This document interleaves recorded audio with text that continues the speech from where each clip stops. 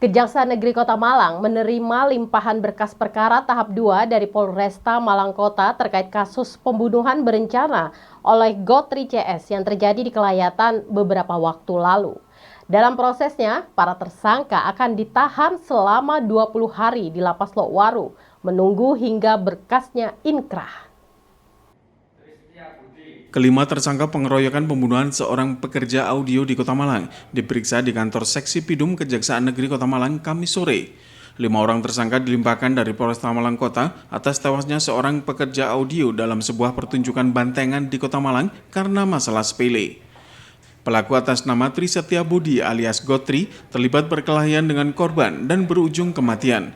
Para pelaku harus mempertanggungjawabkan perbuatannya di mata hukum. Untuk agenda hari ini tahap 2 penyerahan tersangka dan barang bukti dari penyidik Polresta Malang Kota terhadap 5 orang tersangka atas nama Gotri dan kawan-kawan.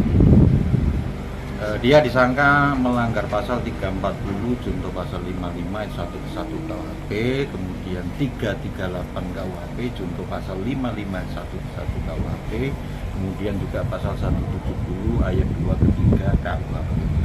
Ini kan kita tahan selama 20 hari di Lapas Malang Kota. Kemudian sebelum masa penahanan kita melimpahkan perkara ini, JPU menyusun surat dakwaan untuk dilakukan pelimpahan perkara melalui berpadu di Pengadilan Negeri Malang. Ini kan kewenangan penahanan JPU ya, 20 hari.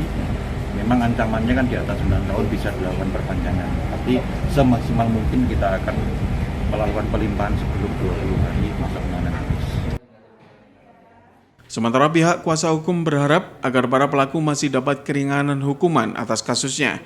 Hal tersebut lantaran korban juga kedapatan membawa sajam untuk berkelahi dengan para pelaku. Para pelaku akan dititipkan ke Lapas Lokwaru Kota Malang selama 20 hari hingga berkasnya inkrah. Namun JPU Kejaksaan akan berupaya melengkapi berkas penahanan sebelum masa penitipan tersangka 20 hari berakhir. Dari 3 pasal yang diterapkan dari jaksa, 340, 338, dan 170, tapi harapan kita dari kuasa hukum meminimkan untuk 170-nya. Jadi mengharapkan adanya 170 yang akan terbukti ke mereka. Karena pada dasarnya terjadinya tindak pidana tersebut dari korban juga sebenarnya sudah melakukan perlawanan. Intinya dari korban juga sudah membawa sajam juga, kemudian korban mendatangi dan ketemu dengan para tersangka. Dan ketemunya itu kan di tengah jalan waktu saat ada pertunjukan. Sajamnya korban ibunya diamankan oleh saudaranya dari keterangan para tersangka tadi. Harusnya untuk korban senjatanya harusnya menjadi barang bukti juga, tapi belum ditemukan. Simon Alfredo melaporkan.